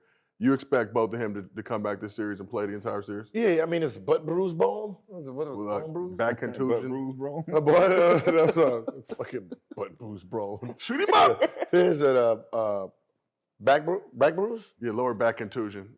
The fuck does that mean? I ain't Doogie Howser. I'm about to Google it. No. I'm about to Google it. I ain't Doogie I am not Doogie Howser. It's just sore. I feel like That's a bar, bro. so it's a bruise. Yeah, bruise. He could be back this game. Yeah. Most likely game 3. 100%. Yeah, for sure. You're down 0-1. You don't want to run the risk of going down 0-2 and going back to Miami. It's just a lot more pressure. You don't need. Yeah, but I don't want him coming back this game and he's still. Then you fuck him for the next couple It's games. one of those things where it's you're playing chess, right? It's do we put him in, try to savor game 2, or try to keep this home court advantage, let our home stance try to get us to win and let him be, fully rested and, a little bit healthier for game 3 and try to still win there. Yeah, for sure. Because at the end of the day, you have to win 2 in Miami? No. Yeah. You have to win 2 in Miami anyway. Exactly. So let's keep this thing moving and shaking. Time for one of my favorite segments, Hibachi time segment. What'd you say? Segment. We're all Use your vowels. We be butchering words on this show, but you know what? I'm butchering words because I put something in there that I was supposed to put. Now, Gil, I saw that before the show, and they asked me if I wanted something similar. I was like, no, I can't get down like that. And I was like, sure, and just sure, and I realized, I'm getting a little turn up juice. This is water, y'all. That's sweating a little bit. Yeah, that got that good stuff in it. So a little turn up juice. Let's talk about this Clippers-Suns series. I think Clippers surprised a lot of people with their Game 1 road win against the Suns without PG, who's likely to miss the entire series. Game 2, it looked like the Clippers were going to go up 2-0. Scott Foster came in. We know the situation with Scott Foster, CP3. It was a 14-game losing streak. But the streak is done. Can we get some smoke for the Scott Foster? The streak is over. CP3 got his win. Yeah. Let's keep it on. Let's get a 14-game winning streak for Scott. Shit, Scott. Scott came in and said, hey. He pulled back. Remember? He pulled back last night. He said, they looking Listen, tonight. I seen an offensive foul. He could have called. You bet not. You better not. But a large reason for that Game 2 win, Devin Booker. D-Book dropped 38 points, 9 assists on the Clips, 14 for 22 from the field, 4 for 7 from 3, big shots after big shot. So, no, we know the addition of KD to the squad, I think, was 8-0 before they lost that Game 1 with KD in the lineup. But are the Suns still Devin Booker's team? Yeah. I mean, it's I don't think Kevin Durant went into the situation and I'm trying to take your team. He's the best player. He's the most unstoppable player on that team, but Devin Booker's skill. And this should go, to all the nerds out there when they talk about threes and layups, right? The guys who have been killing for the last few years have all been mid-range guys. The new defense is set up for threes and layups, and these guys that are mid-range guys are actually tearing the league apart, and you haven't figured it out yet. Like, Steph is still a mid-range guy. He still shoots mid-ranges, right? You just don't, you're not realizing because the threes they're prettier, right? Chicks love the long ball, right? And They do. Right? They do. It's just a thing, but the mid-range is, these guys are waiting for Devin Booker to come all the way, and he's pulling up, and it's just like money. It's money. Like, both groups, right? Kawhi Leonard, whole game is mid-range. He's mid-ranging the shit out of you. Hey, but he's giving them some threes. He's giving some threes, but he's mid-ranging the shit out of you. Nah, but for sure, it's a nice mix. You got to go to the question. What's the question? Are the Suns still Devin Booker's team? Boom. Yes. Is it his team? Right? What makes the team yours? Right? Is it just because you're scoring all the points? Yep. Because you get the most respect? Yep. Because you're the leader? Yep. Right? Is it because you're most outspoken? What are the criteria to make it your team, right? And what would challenge that? Why does everybody think KD challenges whether it's Booker's team or not? Why is it not CP3's team? And I know, like you just said, points kind of make how you're holding the team together gives you that criteria. So I'm like, well, if it is Book's team, then it's on Book. It ain't on KD, it ain't on CP, it ain't on Ayton, it's on Book. Because you're gonna be your team, you're gonna take the responsibility to take your team over the top. Yeah. Not necessarily true. Okay, when Boston won the championship, whose team was it? It was Paul Pierce's team. Yes. But nobody looked at Paul Pierce as the 100%. No, Kevin Durant. Everyone paid attention to Kevin Durant. Kevin Garnett. I'm sorry. No, You're no. You crazy. No, Gil. No, we're not rolling. KG was a role player on that team. Hell no. 100%. It was either Rondo or Paul. Everyone looked at KG as the forced and alpha on that team. Yeah, but it wasn't his team. It was Paul's team. That was Paul's team. I'm just saying, like, when KG got there, he had to fit in. No. There was a different culture. He had to buy in. So he did. Him and Ray Allen did not have the buy-in. 100%. 100%. They did not change their games for Well, I'm not saying they changed anything. I said they had to buy in. When you think about that team, that Boston team, you think about KG. Because he changed the dynamic of the team defensively. He's the anchor. But whose team was it? It was Paul's team. It's Boston. This is who it is. Just like Book. If Book doesn't get drafted to the Suns, right, and he comes in from somewhere else, you can't say it's his team. You got to say it's CP's team. But seeing that he was drafted here, CP was brought in, this is Book's team. Yeah, it's Book's. No, it's Book's team, but no one's looking at Book needs to take us to the promised land. That's what I'm saying. If it is his team, Book need to take us, because you can't depend on somebody else to come in and do it. That's what Kevin Durant came here for, to take us to the promised land. So we putting the pressure on KD. Yes. All right. He's the one with the 2 championships. He's the one with the 2 finals MVP. He's the one with the scoring title. So how similar is this to the 2017 Warriors, just from the standpoint of you bringing KD in now? You got Steph coming off a unanimous regular season MVP, but they obviously lost the championship. Same type of situation. Same shit. Kevin Durant Warriors fans still think it was Steph's team, but it was Steph's team. But KD went on to win the Finals MVP That's and the championship. exactly what I'm talking about right he's there. He's the hired gun. Yes. He's the hired gun. He's a mercenary. Yeah, right? he's the mercenary. But remember the energy we had with Steph about it actually being his team. He's like, is this Steph's team or this Durant's team? No, it's Steph's team. Kevin Durant is coming in like, yo, this is what I do. Yeah. Give me the ball. You can be the best player on the team, right? The best scorer on the team, and still it can be someone else's team. For sure. 100%. Yep. So question follow-up for y'all. Do we think that KD will ever have his own team again? Oh, no. Shit.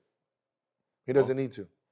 Yeah, I agree with that. He doesn't need to. Like, what is he proven? by having his own team? What does that really mean? Right. I mean, for barbershop debates and conjecture, but I No, know no you matter as where players- this man's gonna go moving forward, it's not gonna be to some bottom feeding team for it to be his. But wait, Brooklyn was his team. Brooklyn was his team. That was his team. He That said was- again. Again, but what was- After that, no. but the expectation of Brooklyn versus the reality of what happened, obviously, when that moves were made, we thought championships. Yeah. Yeah, but you said moving forward. No, exactly. That's my Yeah, point. so no, because he's not going to put himself. There's no point of putting yourself in a situation where you're starting over. Yeah, all over again. For it to be your team. So wherever he goes, if he goes with Luka, if he goes to Boston with Tatum, them like no matter where he decides to go, it's gonna be that person's team, and he's the hired gun to come in and just take him over the top. But does he have to? Like you just said about the Draymond shit. If they give KD XYZ to go to Orlando Why would I go to Orlando? for $250 million, like you said, I know, but I'm not gonna leave $150 I'm 32 years old. I'm 32 years old. What I'm saying is, yeah, I can go anywhere and it's gonna be my team. But are you saying I have to win a championship? No, we're not. Oh, saying that. then I can go anywhere and I'm the man. Yeah, we're just saying have your own team. Oh, again. sure, but you're not going to do that. You're not going to let me go over there and just average 36 and then never win a championship again or never Right. make it to the or playoffs. never have pressure. Yeah, I'm just out here just, Yeah. scoring title. They're like, well, you can't win by yourself. That's gonna be the expectation immediately. Yeah, as soon as no matter where he goes now, you got to win. Yeah, So yeah, I get it. All right, so let's keep this thing moving. We got to go to the East. So I woke up this morning, everybody was hitting me. You got to talk about this Cavs-Knicks series. Got to talk these You talk about Cavs-Knicks. no East Coast shit. Y'all be on. We a West Coast show. If y'all want to hear some East Coast show. well, technically, the East Coast trash.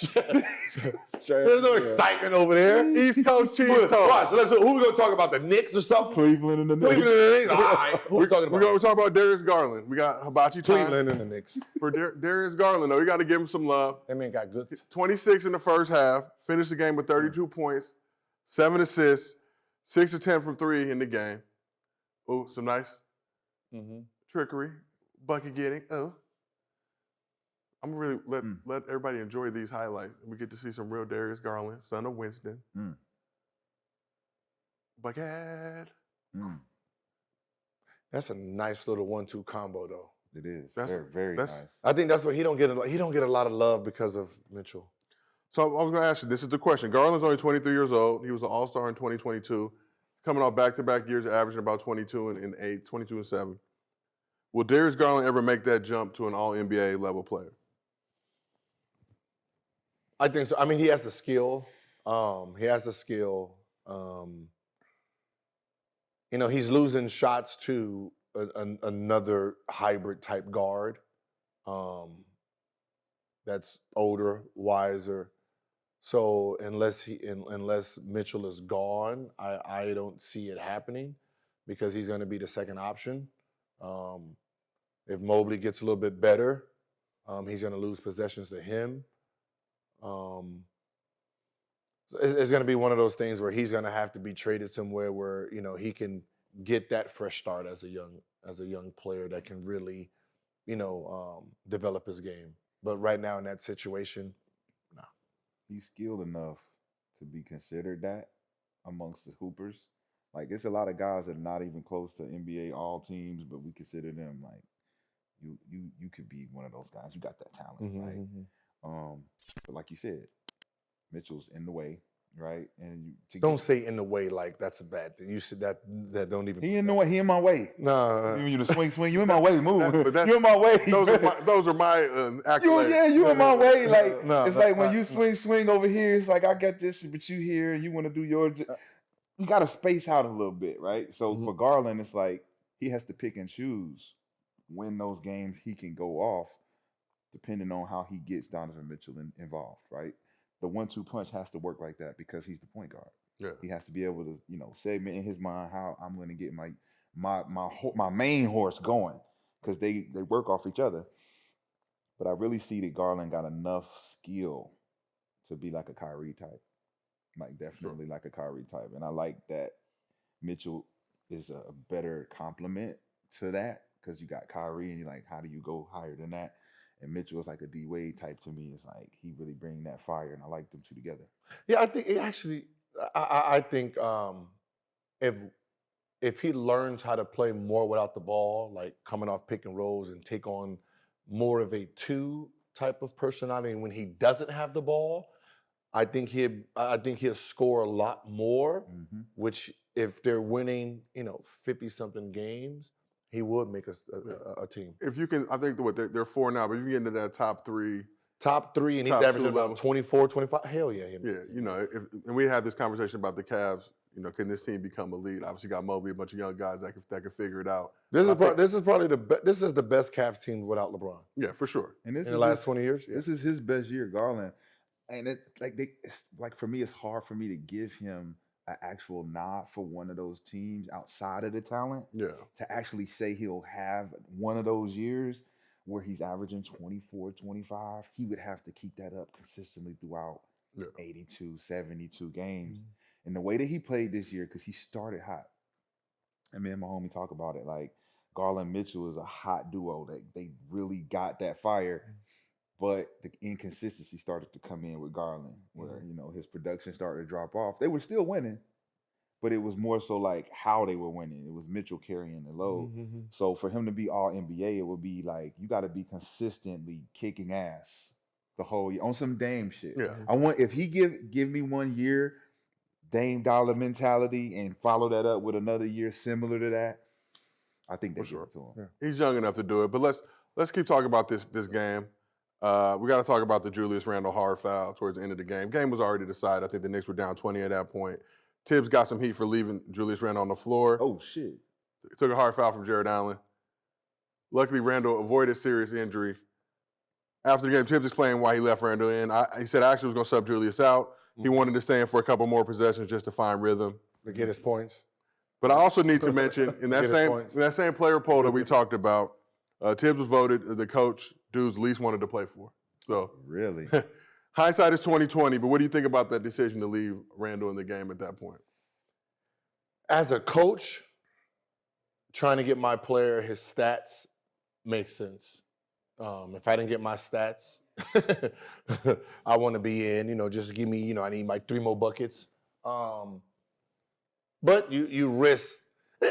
Fuck all that. You risk injury. You risk injury as soon as you get into the game. Anytime, So right. It doesn't matter if the game's over or it begins. It's still the game. Yep. Right? So it don't matter. Oh, you left him in. What the fuck does that mean? What the fuck does that actually mean? Talk about it, Gil. We're playing basketball, right? Like, the game doesn't change because we're up fucking 20. The players are like, okay, we're gonna foul a little bit harder because plays are going to be made. The game is the game. If we're up 20 or we're down 20 and the player's in, he has the same percentage of getting hurt if the game is fucking tied. Yeah, man. It ain't over till the fat lady start barking that shit from the window. What do you expect for Allen not to try to block that shot because they're up 23? That was my question for you. Yes. He had the mic on, and he said it was a hustle play. He didn't mean anything malicious by it. He got a flagrant for it. He shouldn't have got that. If this is playoff basketball, if this is the 80s, as you so love to bring up. If it was a tied game or down 2, does he get a flagrant for that? Exactly. No. It's a hard play. What is the difference? It's not like he's trying to foul. He's trying to block the ball. Yeah, he made a play on the ball. He's making like it's a real play on the ball. He's trying to actually block the ball, right? So now I'm supposed to tell him, well, we're up 20. He's trying to get his points. Let him go. Fuck no. We play hard to the end of the game, right? Yeah. Right? That's what we're taught. We talk. But then there's this underlying bullshit that's coming to the game conduct. where when you're up 20 or up 30, take it easy. Don't foul because you up 20. You don't gotta take this foul, right? But when you're taught certain shit, I remember certain elements of the game where I fouled because I have to foul, right? This is what we're supposed to do. And they're like, no, just let him go because we're up. I'm like, I'm not giving up no fucking 2 points. I don't want to give up 2 points. I'm gonna take my foul. I'm one of those guys that I'll take my foul and I give up 2 points just because I want to send a message. Like, I'm not the guy I give up points. I'm not giving up points. Mm-hmm. So then you look at being up 20, fast break. Jared Allen, if he on my team, I love that shit. Yeah. Big fella, let's go. Keep going hard. I know he gonna go hard every fucking play to the end of the game. And that's what you want, right? what we're taught. I feel like, it always shifts. Oh, well, you're up. It shifts for the narrative. Yes. Now, what happens is, and this is what would have happened. He makes a play on the ball, right? Now, if Cavs go down and try to score really fast, what would they have said? They're asking it. Oh, why are you trying to score? Knowing damn well you just tried to score on me. Trying to run the score. You're trying to run a score when you're trying to get your points. That's why all of it, sportsmanlike conduct, doesn't belong in the game of basketball because it doesn't happen anywhere else. If we're in football, right, and I'm up 30 and I give it to my running back is not running to get tackled. He's running until you tackle him. My receiver's not even go, you know what, I know you're slow. Let me just not go past you. I'm just saying, hey, they're gonna fucking try to go and score and make plays. That's what we do. So if I'm up 20 and you're playing defense, I'm trying to score on you, just like you're trying to score on me. I do not believe in sportsmanlike conduct. I was never taught it. If I get in a game, I'm trying to score 50, I'm trying to score 60. I don't care what your defense is. That's how I was bred. Man, I'm trying to beat your ass. That's how I'm bred. I'm trying to beat your ass. That's why I was hated in the Valley. I was called the boogeyman. Beat your ass. I don't care what the score is. If you're gonna play defense, I'm trying to score on you. They taught us put your foot on their neck. That's real shit. Right? Don't get these country boys nothing. I'm running up the number. Give them nothing. Well, I'm at least thankful that Julius Randle wasn't hurt because this Friday, Underdog Fantasy is giving y'all the plug. Everybody at home, if you sign up for the app or download it or you already got it, you can use code GILPROMO. You sure that ain't April Fools? And they're going to special you with the Julius Randle's high or low pick. It'll be 0.5 points. We talked about this yesterday. You didn't believe it? Too good to be true. That nigga better be higher. Hey, he better be playing that fucking game. He better be playing. I mean, because I did it for the better Super be Bowl. fucking. I did it for the Super Bowl. They had Jalen Hurts 0.5 pass yards. Easy peasy. It's gonna happen. He better be Julius playing. Randle, he gonna find his rhythm at least. He gets one bucket. He's One good to bucket? go. He gets over 0.5. He scores on one a three-man pick. one On a free throw. three-man pick or something. Oh, it has to be a 3-man pick? It don't have to be, but I'm just saying a 3-man pick with something with a lot on there. With a lot on there. I'm gonna be real. I better not see no underdog hats out there at the Knicks game. No, I'm gonna know some fugazi shit. Man. Something going on. We know how y'all move behind the scenes. No, I'm just kidding. But now it's time for my favorite segment. We pushed the chat for questions earlier. So let's get into this, mostly fans, so we can get on and get about our day. We appreciate y'all rocking with us. We strong. Underdog gonna keep letting us do this show, but y'all gotta download the app and help us, okay? Help us help you. Let's go. You say this is the best show in the game. You say we out here did it. We only been around for 2 months. We really, we stomping down. No ejection, no suspension. We don't get suspended. But first question comes from Mr. Sauce Man 123. I'm gonna guess black. But you never know. Sound like some hate coming. If you swap Luka and Trae this season, who would have the better year? So you put, I'm imagining Trae on the Mavs, Luka on the Hawks. Who has the better year? Luka. Luka on the Hawks? Yeah, Luka on the Hawks Yeah. will have a better year. I mean, he's bigger. I mean, he had a better year, and on a bad. Yeah, I'm saying Luka? Mavs. Luka on Atlanta with Trae in Dallas, it's the same. They're average the same. They So are. that's what I said. So Luka. Yeah. Okay, but so Mavs didn't make the playoffs. Trae goes to the same Mavs team. They're not making the playoffs. And Luka goes to this Hawks team. They're finishing better. I think Trae passes more than Luka, so I would think that in that scenario, Dallas goes farther because they got more weapons for Trae. I think he gives the ball out more. But you got the offset is the rest of the team. Now you're smaller. But for Luka, he's got less reliability. The reason he was playing the way he was playing in Dallas is because the guys he was relying on. They were trash. Tim Hardaway, Bullock, Trash. they hitting shots though. Trash. They No, hitting no shots. Tim Hardaway Jr. I mean, he's not trash, but they're not. Dallas ain't that good. They not complimentary, but I'm just saying compared to Atlanta's Atlanta. team is actually better than Dallas. No, not the utility players. Who's better, Bogdanovich or Murray or Tim? They the same. Exactly. They the same. Exactly. I offset them the same. Exactly. I do. Exactly. But who else is outside of that? I don't know. I don't even know Dallas. Christian Trash. Wood and Trash. Capella. You know what I'm saying? And Clyburn, it's Kyrie. Atlanta might be better. Kyrie. That's later on. all right.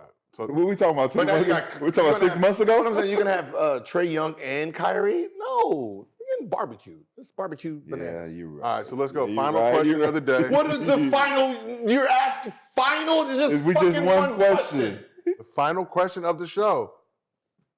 Damn, Gil, can you let me cook as a host? Cook. All right. You're sucking in a lot of air over there, okay? I just want you to know.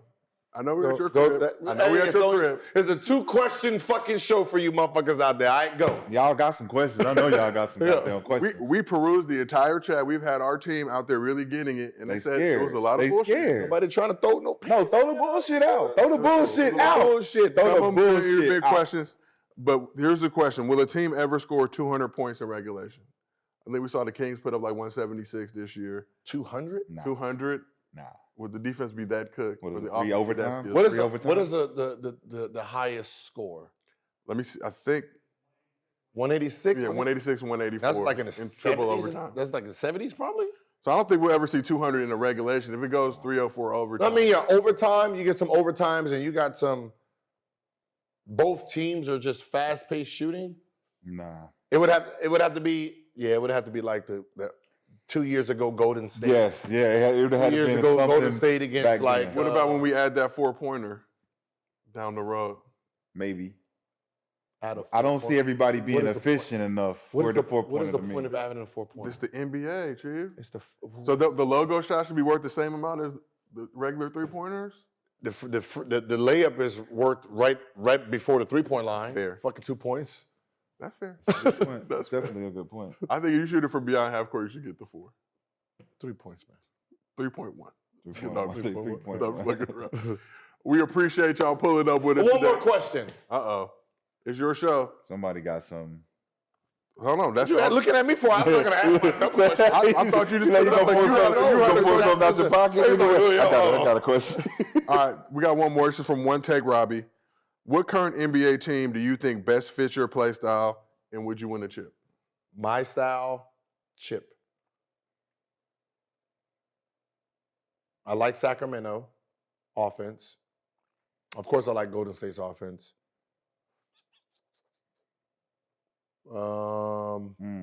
You know, it's so different now because most of the game is just pass and cut AAU style. So no one really has that offensive. And you put me in AAU style, no one's getting the ball. Ain't no fucking pass and cutting. I can pass and cut because I don't believe in everyone gets the same opportunity, right? And I used to have that problem with Princeton that everyone touches the ball, coach. Like everyone. Like we all get this bit. But wait. Tell them what kind of style you play, though. I don't think they need to understand what kind of style of player that you was. So I was so as we see the 3-point shots I was taking, right? But no one realized I post up a lot. Yes. I was a post player also, and I got to the free throw line, and I was a mid-range game. So I had all the elements of scoring, right? So I mastered all the levels of trying to be efficient at scoring. So I did a lot of posting up. So when you watch my games or my highlights, you realize guards didn't really guard me. It had to be the 2 and the 3 because I was posting up the little guards that made the Bruce Bowens and the Kobe's guard me. I didn't move as much as a Steph, but I was in that type of system, screen, pass away. Yeah. He's taking it to a whole fucking other level. Yeah. Like I always question myself, like, man, I was in shape. What kind of shape was he?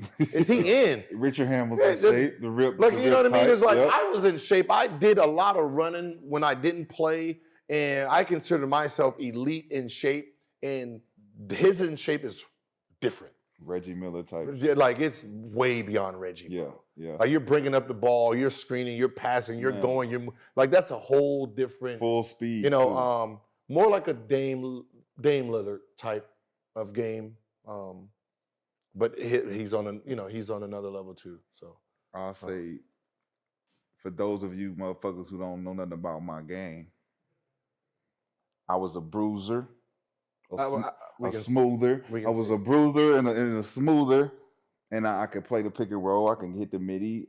You know, there's not a lot of highlights showing the references of what my game really entailed because I played position basketball. So in college, when I went to North Carolina, I was forced to play in a position. And I had the type of game that can be like a Dwayne Wade, a Gilbert Arenas, but when you put into that shooting guard, small forward round, you stick to running the lanes, posting up, doing all those things on the cross cuts. I was used to playing when you had plays, you know, UCLA's, Hawk cuts, Iverson cuts. Yep. Those, I had plays ran for me because of those scenarios. So I could post up, I could do the midi and do all those things. So my style of game was always like a Devin Booker, Bradley Beal, where you can be a 3-4 tier guy from the post position, from the elbow, right? But also do the Iverson cuts and do the ISOs on the wings, come off the pick and roll, shoot the three in transition, all of those things. I worked hard for those, but a lot of my game I trained for was the triangle because I wanted to be like Kobe and Mike. I chased greatness. I knew where they got their greatness from. It was because of the spacing of the triangle, the pinch post, the mid post, and the wing. Wait. Your ass was practicing in the summer in a triangle, and that wasn't your office in the season. No, I was training for those spots. Oh, okay. Those three spots. Yeah, Pinch post. Okay. Those three spots. Pinch But post, I knew I would play well Yeah. in the triangle. You know what I'm saying? If I ever got into it, but those were my 3 pain points for the defense. Yeah. Okay. No, that's just funny as shit. That It would have been, right? like, you know, you're practicing in the office that he don't got. And then every time we play the Lakers, I'm on fire and shit. Like, we ain't even running the triangle, nigga. What you doing? You got to expand your horizons. But that's it for the Mostly fans of the day. We appreciate you. We know we went a little bit long, but we appreciate you, the more than 3,000 of you that stuck around. Beyond that, 1 p.m., 4 p.m. Eastern. We know y'all ain't got shit to do, just like us. That's why y'all come and pull up and hang out with us. Appreciate you, the Underdog Fantasy. Whoop, whoop. Hey, yo, pull your back. skirt down, B. Yo, pull your skirt down. Killer Cam, We'll see you tell on him. Thursday on Gilbert Arenas.